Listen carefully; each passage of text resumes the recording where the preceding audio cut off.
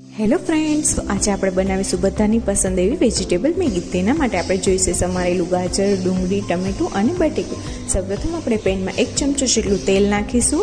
ત્યારબાદ તેમાં આપણે ડુંગળી નાખીશું, ટામેટું નાખીશું, સમારેલા ગાજર નાખીશું અને ત્યારબાદ લાસ્ટમાં તેમાં આપણે બટેકું એડ કરીશું અને મીઠું નાખી અને બધા વેજીટેબલ્સને આપણે ચડવા દઈશું।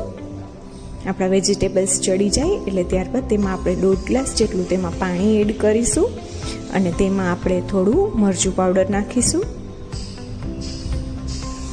ત્યારબાદ તેમાં આપણે મેગી નાખી દઈશું અને ત્યારબાદ મેગીને આપણે થોડી વાર સુધી ચડવા દઈશું।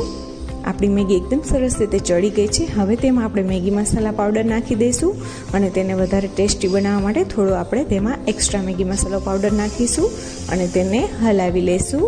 તો તૈયાર છે આપણી એકદમ ટેસ્ટી એવી વેજીટેબલ મેગી, જે ખાવામાં ખૂબ જ ટેસ્ટી લાગે છે। Thank you, like, share, subscribe.